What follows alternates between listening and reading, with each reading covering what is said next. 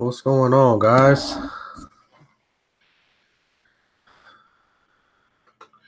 All right. So, what's going on, guys? Turn that down. All right.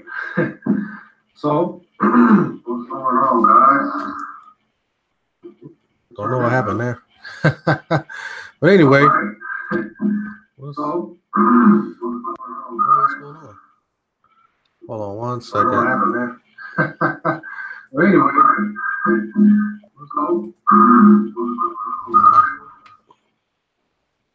Howdy. All right. Sorry about that, guys. Oh, there he is. Hey, brother, how you doing? Doing well, sir. How you doing? Pretty good. Hold on one second. I'm having some technical difficulties here. Oh, hold on. Okay, there we go. I think I found it. How are you doing? Doing well. By God's grace. Yep. Thanks for asking. Yeah. How are you doing? Pretty good, pretty good. I'm gonna see if I can put my headphones on so I don't get any feedback. Right. Yeah, let me see. Give me 1 second. Yes, sir.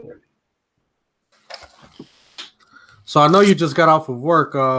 Hopefully I'm not hopefully I'm not impeding on any of your family time or anything like that. Well, we had a good time this morning as a family, and but thank you for your consideration, my friend. Yeah. Thank you for inviting me. Thank you for inviting me to your channel. You're winning the internet these days with all of the subscribers, man. It's Alton Johnson. I mean the channel is it's growing just a bit. Hold on 1 second. Let me see. Hello? Testing? I can hear. Okay, good. There we go. All right. All right. Okay, let me pull this up here. But yeah, I see that your channel is also growing as well. Thank you. Yeah. That's right. Yeah. Yeah, God is blessed. Yeah, he really has. It's good to see that he's doing, so much in your life, especially with the kids and coming all the way from Nepal. All right, so guys, as you guys know, I'm Alton Johnson. For those who are watching live, for those who are going to be watching live maybe later, watching this stream later, I have a dear brother of Christ with me today. His name is Dan Courney. He is a missionary who is originally from New York City, but he is in Nepal. And he's actually in the U.S. right now, but he's visiting here just for a while, and I'm just gonna go ahead and let you go ahead and introduce yourself, Dan, brother Dan. All right. Yeah. Again, thank you for having me on your YouTube channel, sir. And No problem. Correction, I'm not originally. Yeah. Thank you, man. Thank you, brother. So I'm actually not from New York City. My family was originally. I'm a little bit outside the city, but Okay. close. So yeah, originally from New York. That's where I was born. And our Lord Jesus Christ saved me when I was about 12 years old. By his grace, I had made professions of faith prior to that, before I was 12 years old. But I don't believe I was truly converted. I believe it was all an act of my own will. It wasn't an act of God's monergistic sovereignty. Initially, it was just me trying to win brownie points with God by saying a prayer. And when I was 12 years old, that's when I do believe when the Lord really got a hold of me by his grace. And the reason I'm convinced of that is because I had an insatiable craving for the word of God. And he opened my eyes also to the gravity of heaven and hell and souls hanging in between them. And the reality that we I think we lost him. Brother Dan, I think you may have lost signal because your screen is frozen right now and we don't hear anything. So kind of run into some technical issues right now. Hopefully he'll be back on in a minute. I think so. So, All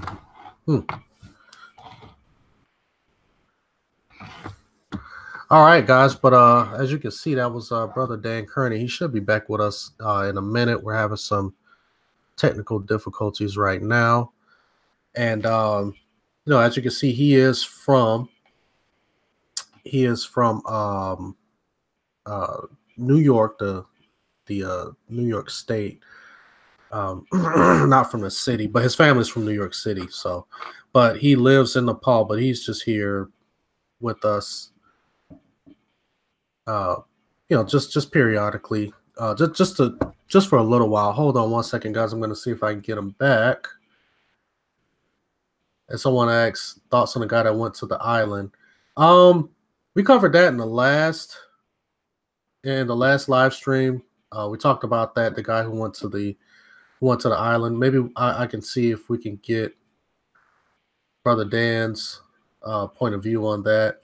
But I'm going to see if I can get him back on. So just bear with me for a little bit, guys.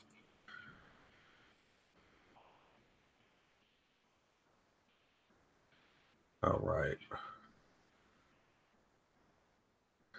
Yeah, but we talked about that in the last live stream. We talked about the guy who went over into the Sinhalese Islands, and actually Dan has been to those islands, but he hasn't gone on shore and he hasn't made contact with the people who were there. But he could probably tell you a little bit more about that area and that region. Because like I said, he's been over there, but he hasn't tried to make contact or anything like that. But last week when we talked about it, I just basically just gave my opinion, and I think that sometimes, we really have to think about things like that and assess things, especially if we are Christian, we gotta, we have to use a sort of discernment whenever we're approaching, situations like that, to where we're going on to, Brother Dan's back. So he's back on. So let's go ahead and let him finish what he was saying earlier. Oh, thank you, brother. Sorry about that. I don't know. Hello, Brother Dan. Happened. Can you hear me? Oh, yeah. There we go. Okay.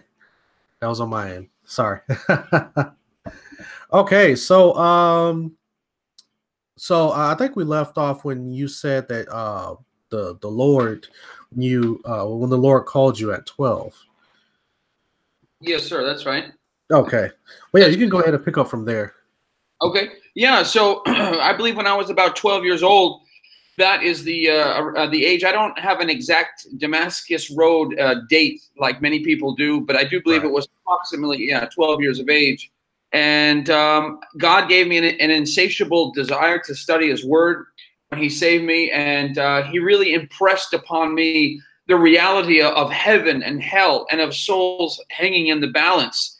And it just clicked one day, brother. It was like, the Lord has given us the gospel. I mean, this is the thing. This is the agency by which God will redeem a soul from eternal hell and bring them to an eternal bliss, a place of unspeakable joy and full of glory, as the Scripture describes. And I've got it. All I've got to do is open my mouth. All I've got to do is tell people. And from that age, brother, man, the Lord, He really did a work in my heart by His grace. And I knew that I had to serve Him. I mean, if it's true, and I don't even like to say that, I don't even like to make these conditional subjunctive statements, if it's true. No, it is true. Right. It is true that Christ died. I mean, knowing that Christ died and was raised on the third day, that He lived a perfect life. What love? What love? I mean, that truth is so significant, so eternally pregnant. It's so full of meaning and full of glory that it's just a natural consequence to want to serve him. I mean, to every action, there's an equal and opposite reaction. Our friend Newton taught us. And when we have a real sense of the love of God and that he laid down his life for us, his people, it will, of course, result in us having a desire to lay down our lives to share that love with people. So, yeah, when I'm about 12 years old, that's when the Lord saved me by his grace. So Exactly. Okay. Because that was going to be my that was going to be my next question. Hold on a second. I think I'm getting a little bit of feedback. I don't know what's going on. Hello? Yes, sir. Okay. I think I'm good now. I was starting to get a little bit of feedback in my headphones. So when you went to well, because I was going to ask you when did you come to Christ, and and you basically answered that question. So when did you start to, I guess, kind of be active in the ministry, or basically evangelizing? Because we know that you're a traveling evangelist, which I think that a lot of us don't really have the pleasure of encountering. So, like, how did you get into traveling and evangelizing, or what led up to that? Right. When I was about 14 years old was when I wrote my first gospel track. I was part of a school assignment, actually. Yeah. It's part of a school assignment. I was in a close-knit, small, one-room Christian schoolhouse, which I later transitioned into a homeschooling. But my point is, I had written my first gospel track when I was 14 years old, and part of a school assignment, good school. A dear friend of mine and I, we used to go down every week to the city, down to New York City, and evangelize. And during the summer, we would spend devote much of our time to evangelizing there. And when I was 15 years old, in the year 1999, I had gotten 1,000 people, brother, 1,000 people to say the sinner's prayer. And I had a Rolodex, back when Rolodexes were the thing. I had 1,000 names and phone numbers of people, brother, who had said the sinner's prayer, because that was the movement I was converted into. I was saved into that aberrant theological branch that teaches that we have to say a prayer, and we have to a magic sinner's prayer, and we'll be. Yeah, I was raised that way as well. You say the prayer, and you accept Jesus Christ in your heart, and everything is okay. Okay, and then and where was that again? What city was that? Up in New York. Yeah. New York. Okay. So after you started in New York, I know that you came down here to Atlanta, and I know that I was talking to you about one day we were talking, and I know that you said that you I think you worked at a. Hello, brother Dan, you there? I think you went out again. I think Brother Dan is having some some technical difficulties. Let me see if I can add him back to the stream. He must have a poor internet connection where he is.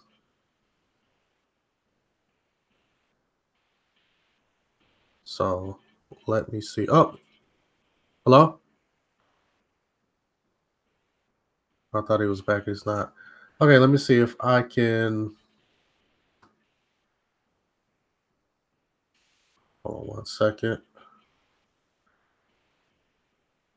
Just gonna see if I can add him back, guys.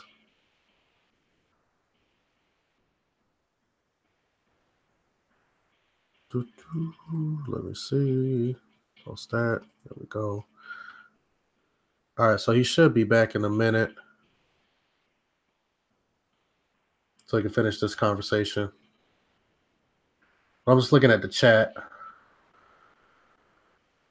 Hello, Mrs. Whitfield. How are you? Roberta Whitfield. Bellis Pierre. He said, what is in his background? I think that I think he had like some maps of the United States and stuff like that. He also homeschools his kids. So like you can see, like behind me, we have like a chalkboard. So I think he just has just a couple of maps of the world behind them, and I think one map is of the United States. But if you guys have any questions for Brother Dan, go ahead and put it in the chat, and we'll try to we'll try to get him to answer some of you guys' questions. Thank you guys for tuning in tonight. Like I always say, you guys could be doing something else, and instead of being here on my channel, guy with only a few subscribers, but you're here engaging, and I really want to thank you guys for that. We're just really trying to spread the gospel, talk about some issues that maybe some other people that other people may not talk about, and just trying to get the truth out. And right now I think I'm going to start doing more interviews, because I like to hear other people's perspectives, especially people who have like their own YouTube channels and things of that nature, because I want to see like what are their everyday struggles, what are some of the things that they struggle with, what are some of the things that God has blessed them with, things of that nature. So I think we're going to be doing a little bit more of these interviews. Hello, Sharif, how are you? I think we got Brother Dan back. No problem. All right. No problem, brother. Yeah, no problem. It's technology. Yeah. I'm sorry, what was that? I think it's my internet. I think so. Yeah, it could be, but I think right now maybe peak time. It's a Saturday night at 8:00, so if a lot of people are getting online, that tends to slow down the internet speed a little bit, and I kind of learned that when actually I'm with AT&T now, but I was with Comcast, and I'm not trying to use this as a way to try to give AT&T or anybody any free promotion, but I would always notice that at certain times my internet just didn't seem like it was working as fast. So I started doing some research, and come to find out that it just wasn't. It wasn't actually the my internet at my house. It was just people, just using the internet in general, and I guess just using their servers. So, but go ahead, brother, and you can go ahead and pick up where you left off. And go. You can go ahead and continue. No. So the Lord saved me when I was 12, and so since my youth, to God be the glory, He gave me a great desire to serve Him. He really impressed upon me the reality of the gospel and the reality of eternity. And when I was about 14 years old, I got rid of my Nintendo gaming system. I think it was a Nintendo 64. For anybody from the Jurassic period of the Earth. Back in the day. Yeah. When I was a wee lad, I used to play video games too much. And so finally, the Lord really convicted me that I should be in His Word instead. So I got rid of that. I just got rid of the system. And my mother could testify that I used to study His Word for hours a day as a boy. I used to have a place in the woods near our house where I would go and seek the Lord in prayer, and to Him be the glory. So the point is that His grace was evident in my life, and I just wanted to serve Him, brother. That's it. I mean, life is so much greater than myself. Life is so much greater than doing what I want to do, pursuing my own ambitions or my own dreams. It's about knowing our Creator, knowing where we came from, and serving Him, and communicating with Him, and rejoicing in His truth, and spreading His truth. Because so many people, brother, are aimlessly wandering like sheep with no shepherd. Right. And the Lord, the good shepherd. So that's how we got into the whole, into evangelism and street evangelism. So to answer the first part of your question, the second part of your question, as far as how I got into traveling, well, that's interesting, because I never wanted to I never really thought I'd ever be able to travel, brother. I come from a working class family. Yeah, I mean, we didn't come from money at all. My mother raised me alone, man. I never thought I would ever leave the U.S. I mean, I never thought I would just leave my hometown kind of thing. But by God's grace, my life took a different turn. And so how I got into traveling was, okay, so I went to Bible college first.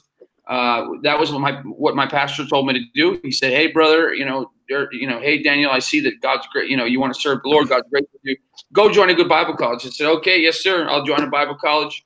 But again, I was in that movement, which is, decisional regeneration, say a prayer, and it was an Arminian type theology.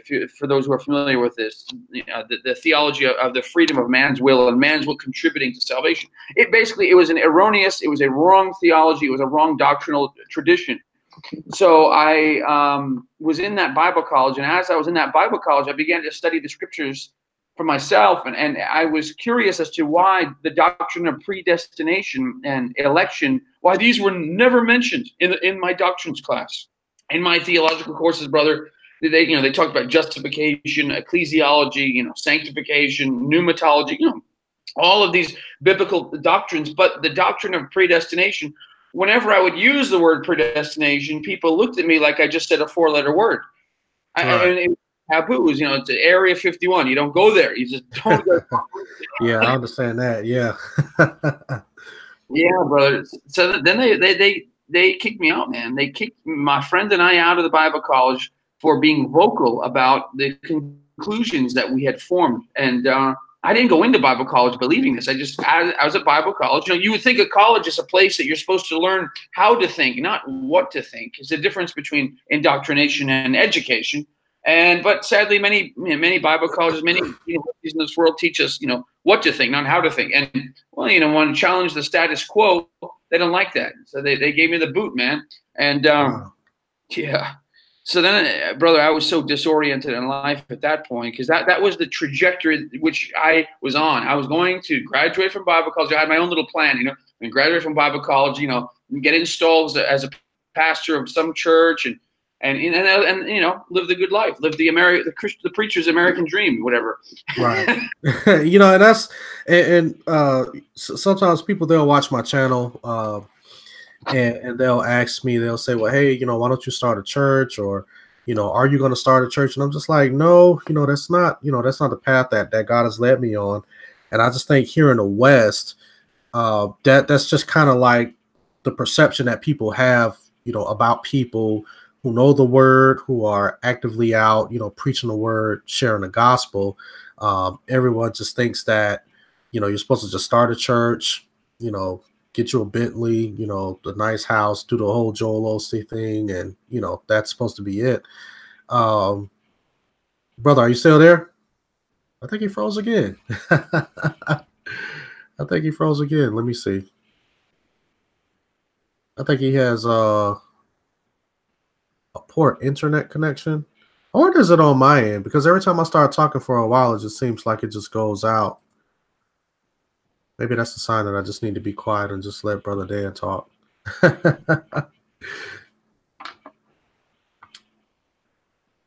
So I'm here, and I'm just going to be looking at the chat real quick, guys. I see Bellis Pierre said, what led him to Africa? I don't know if he's been to Africa, but I know that he lives in Nepal. But he's here currently in the U.S. Right now. And I see Gia Girlism. It says, as a missionary, are you aware of YWAM? What is that a organization or something? YWAM. Oh, okay. I'm back. Yeah. Okay. Yeah. So yeah, someone in the chat asks, are you aware of that? Did you want to answer that, or? I don't know what that is. YWAM? That's what colloquially it's referred to as YWAM. It's called Youth with a Mission. Okay. So basically they're a mission organization, but frankly, brother, they're very, very soft on theology. They're very ambiguous, very vague, very ill-defined. It's not I would not endorse that organization.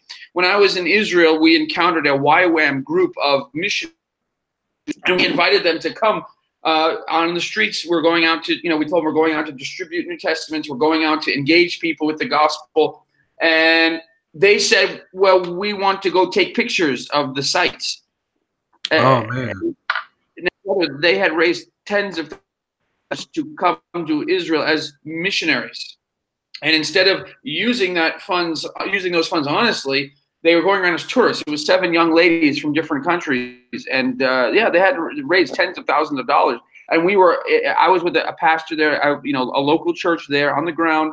And we were going out and distributing Hebrew and Arabic New Testaments, engaging people in one-on-one evangelistic endeavor. And these young ladies, they didn't want to join us. They wanted to go see the sites and take pictures. Wow. I do not recommend YWAM, because if you even go on their website, YWAM is very vague and very ambiguous with regard to theology, my friend. My dear friends, and for the questioner who asked that, yeah, I wouldn't endorse them. They're very amorphous and nebulous theologically. And I think you went out again.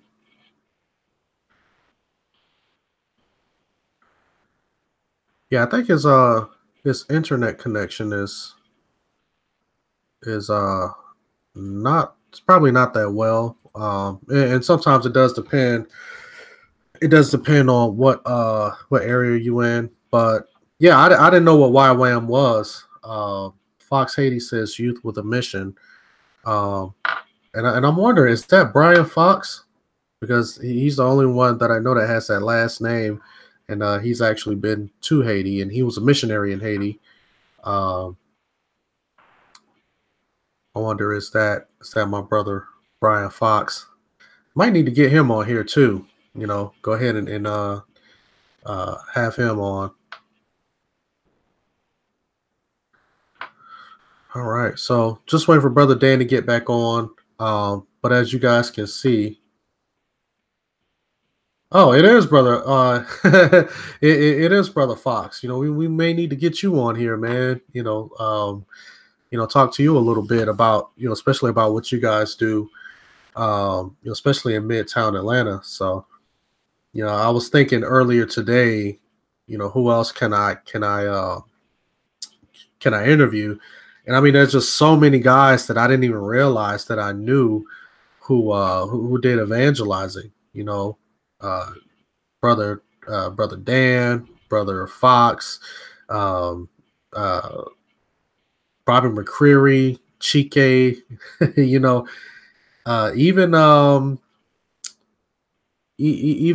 Sites and Bruggencate. I'm not connected with Sites and Bruggencate. I want to try to get him on here too. So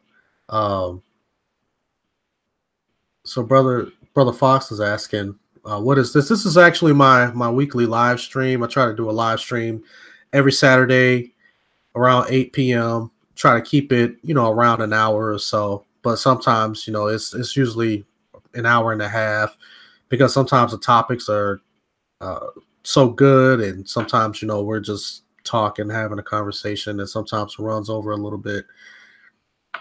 But let me see if Brother Dan is ready to join us again. And I'm going to try to invite him again.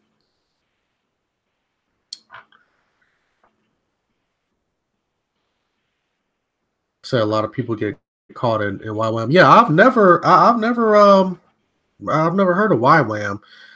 And but that is pretty sad if what Brother Dan was talking about, if they're still actually operating that way, because it's almost like deception. It's like you're getting money and you're getting funding from other people and other organizations to go and spread the gospel, and you're just out being a tourist in another country, and you're really not spreading the gospel. To me, that's pretty dishonest. Turn this down. But yeah, I mean, it's like this. These are the days that we're living in now, to where people have no regard for the gospel, and everyone is just trying to see how much money that they can get, so they can go to, go to these other countries, some people want to take the money and try to live, you know, high and mighty. They want to try to live their best life now. And, you know, people don't understand, like, nowadays we are called to be servants. You know, we're not called to live, excuse me, in some big luxury house and just try to live off the people, you know, in church. And this is why so many people are being driven away from church, because they start to see a lot of these bad practices from these pastors and people who claim to be in the church. So a lot of people, they just want to walk away. Brother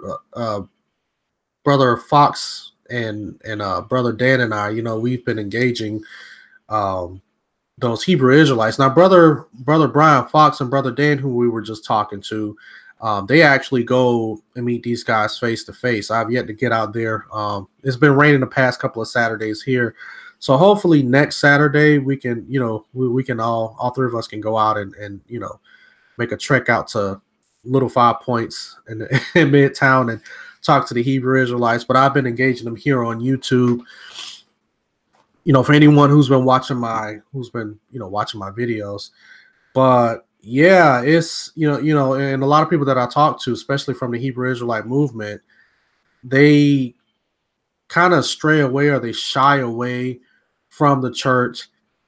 And one of the things that they always say is because they see the mishandling of funds and things of that nature inside of the church.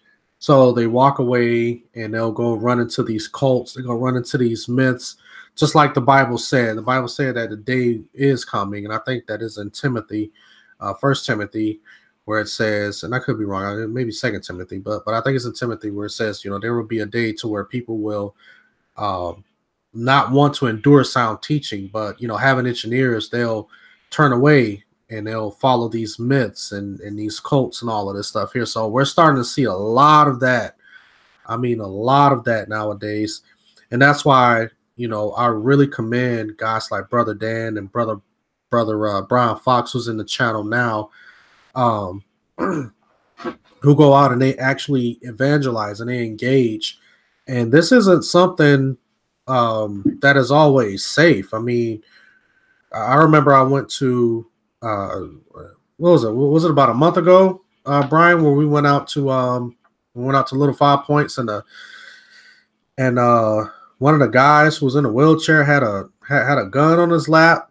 You know, I mean, like, seriously, the guy was just sitting there, guy in a wheelchair, just sitting there out in the open with a gun on his lap, and, you know, we're just out there evangelizing, passing out tracts, you know, engaging in conversation with people. And, you know, and these are not the best of areas. You know, we're not walking around, you know, in northern Atlanta and, you know, engaging people who, you know, have money, who, you know, we're not in a nice area. So, you know, like brother Brian Fox and brother Dan, they're usually down at Little 5 Points. And I mean, it can get pretty dangerous down there. I mean, some of these people get pretty hostile. So, but there you have it. But, you know, like I said, guys, you know, hopefully brother Dan is able to come back. Let me see if I can invite him again. Maybe he hasn't gotten the invite, but hopefully he'll be back on soon. And actually, speaking of evangelizing, I wanted to cover this topic. And I was watching a video from Richard Radio yesterday. And they were talking about, there was a kid. It was a guy who wrote a book. I don't think it was a book. I think it was more like an article or something. And he said that, I think he entitled it "The One Homework Assignment He Wished He Didn't Do." And basically what happened was, when he was a kid, his parents, oh, there's brother Dan. All right, so he's back now. So we'll probably go ahead and we'll get back to that story a little later, guys. Brother Dan, you there? Yes, sir. Okay, good. There we are. All right, so can't remember where you left off from. So we were talking about just yeah, how the Lord brought me out of Bible college. Oh yeah, that's right. Okay, yeah. Well, go ahead. You can go ahead and go ahead and finish your story. Hello? I think it went out again. Oh man.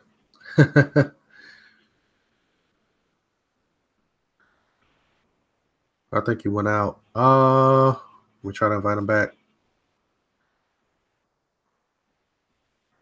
We're gonna get this right, guys. So I'm just, scrolling through the chat right now. I'm seeing that brother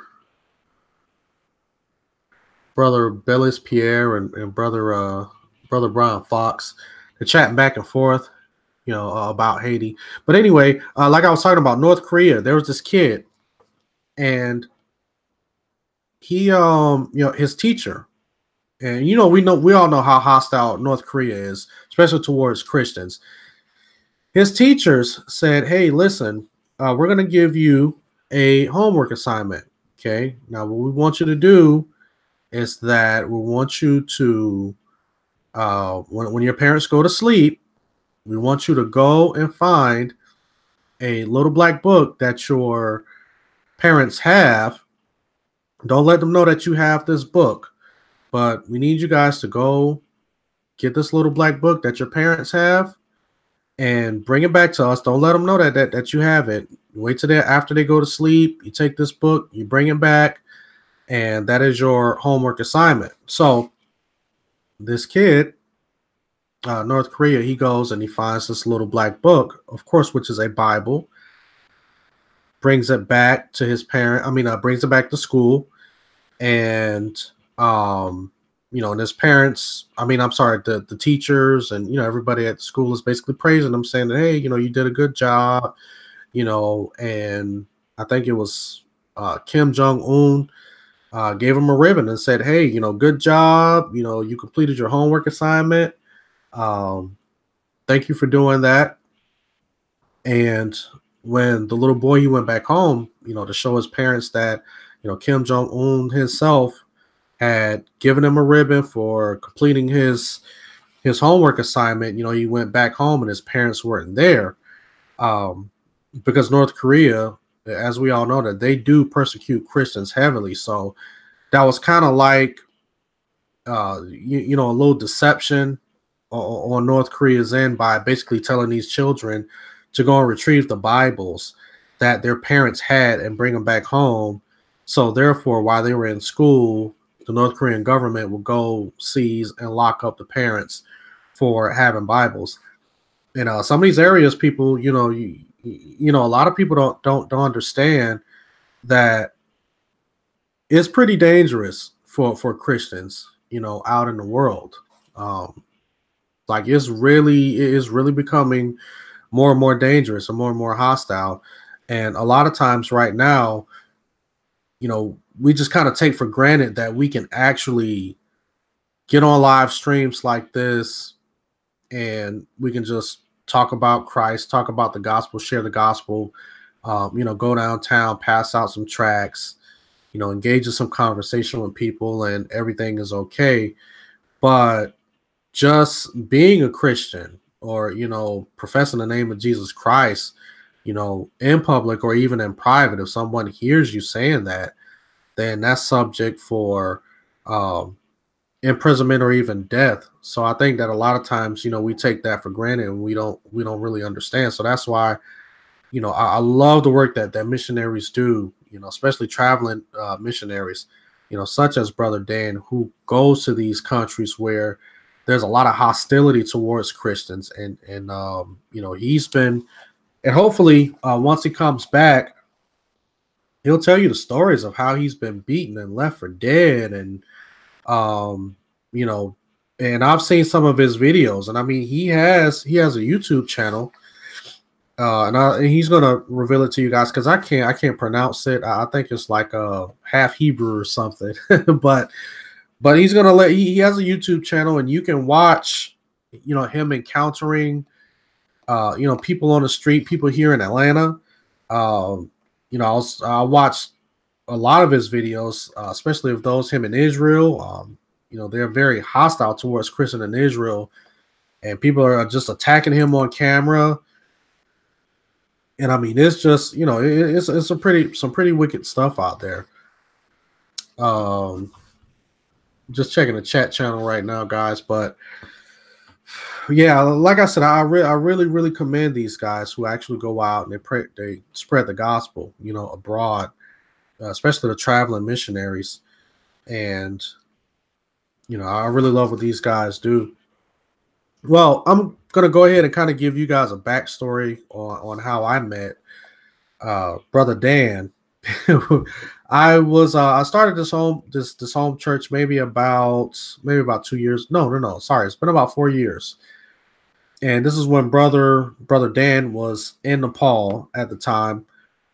And I would just hear these stories about Brother Dan and how he went to how when he first went to Atlanta and he was just preaching the gospel like really boldly.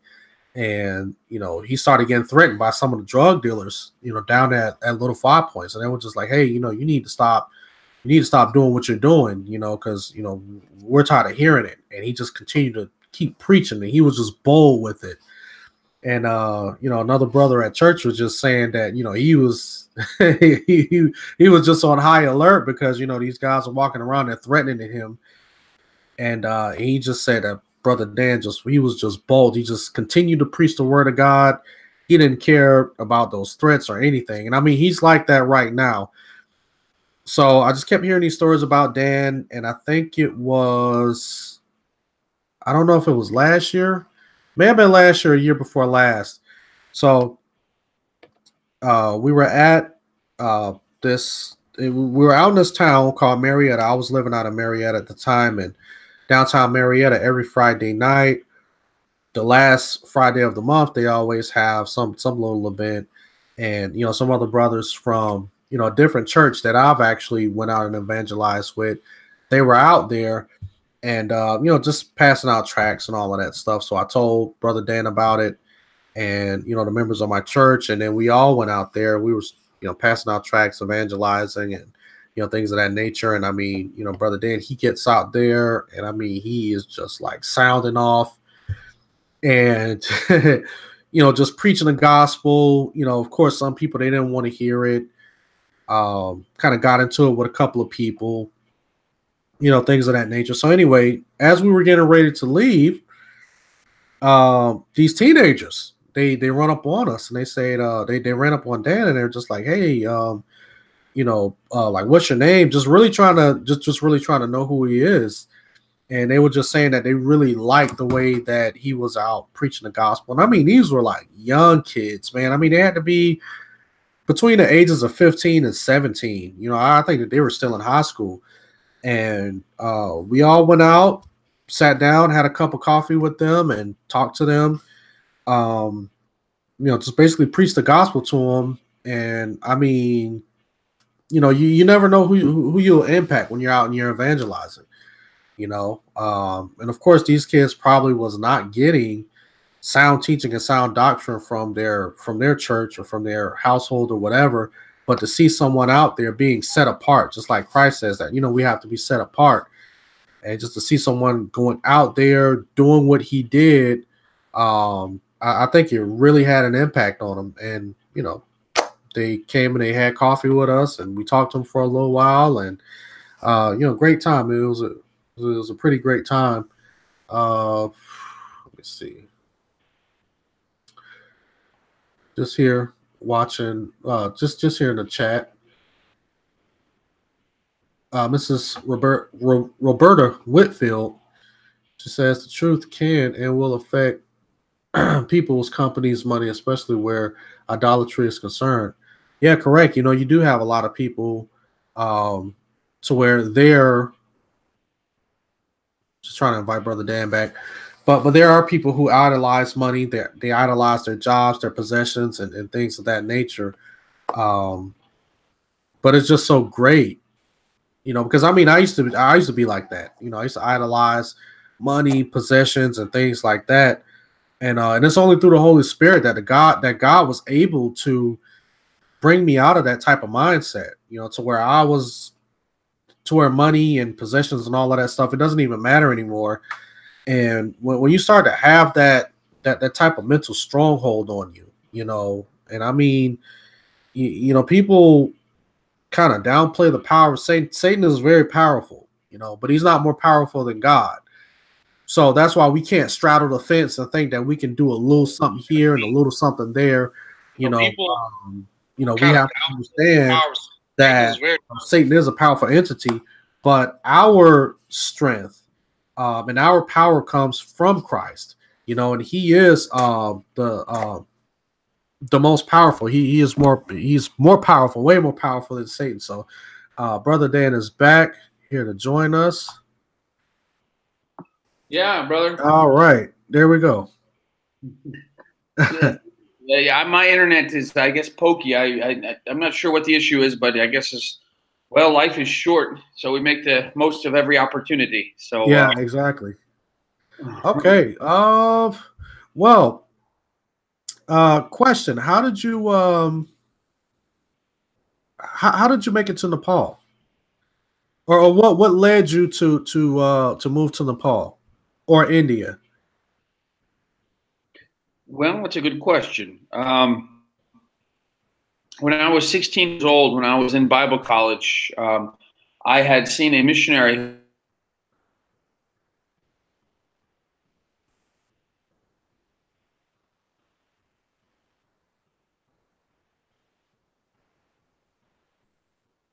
I think Brother Dan went out again. We may have to.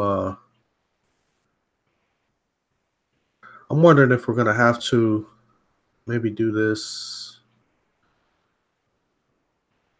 I don't know. We may have to try to do this another day, because I think that right now, with it being 8:45 here in Atlanta, there are a lot of people apparently on the internet using it. So, and I think that that's what the issue is, and his internet is kind of going in and out. So, um, yeah, we may need to record the interview, and that's probably what I'm going to end up doing, is recording the interview, and then I'll go ahead and play it for you guys, upload it, and let you guys just basically watch it, you know, at your own leisure. Because right now this is really not working out, not the way that I planned it. But yeah, I am. So I'm probably just gonna go ahead and probably scrap the interview. Um, but I wish we could have continued, because Brother Dan is a very, very interesting guy, you know, filled with the Holy Spirit, very wise. And I mean, he's been places where, um, you know, I mean, we don't even, places that we've never even heard of, you know, just out. So let me see if I can pull up his YouTube channel, so I can go ahead and give you guys. I'll go ahead and give you guys his YouTube channel, so you guys can take a look at some of his content. Hold on one second, guys. Let me see. Here we go. So I'm going to go ahead and share his channel here in the chat. Just give me a second.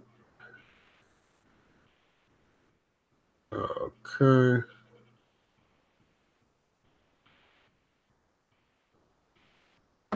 Excuse me. Excuse me. See if I can. Trying to see how can I share his channel. Because I know with mine you can kind of. Oh wait, hold on. Let me do this. There we go. All right. This is Brother Dan's channel for all of you guys who see that link. But you can go to his channel, and he has a lot of videos of him, street evangelizing, talking to people, engaging people, things of that nature. He also has Bible studies that he do also throughout the day. So, which is pretty cool. To kind of, just kind of get you guys, keep you guys engaged. But it's almost 9 o'clock. And so I think that I'm just going to go ahead and maybe stop this live stream. And I think that him and I will do something together. And we'll just sit down and we'll, do an interview together. And I'll just upload it for you guys to see, because I kind of wanted you guys to engage with Brother Dan, kind of ask him some questions. If you guys have some questions right on the spot, you can talk to him. But yeah, let me see.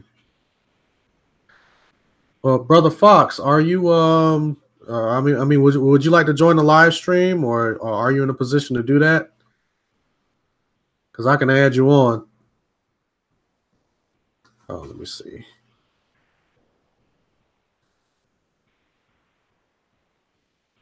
Okay. Oh yeah, brother. Actually, Brother Dan is in the he's in the chat section right now. So you guys could probably engage him. Like I said, I put his YouTube channel up. You guys can go ahead and click the link to his YouTube channel. He does Bible studies. He posts videos, with him being out evangelizing the people. A lot of great content. So, don't sleep on his channel. I mean, he has some really, really great content. So you guys check him out. I think that's probably gonna wrap it up for this live stream this week. Sorry guys that the interview didn't work out, but next weekend we should be pretty prepared. Thank you guys for tuning in. I want to thank all of you guys who are in the chat, who tuned in, who's watching, who's giving thumbs up and likes and stuff to this live stream. And thank you for all of the subscriptions. They are really appreciated. Like I said, you guys could be somewhere else doing something else, but you're here watching this with me. But anyway, as always, you guys like, rate, share, comment, subscribe, and you guys have a blessed night and enjoy your weekend.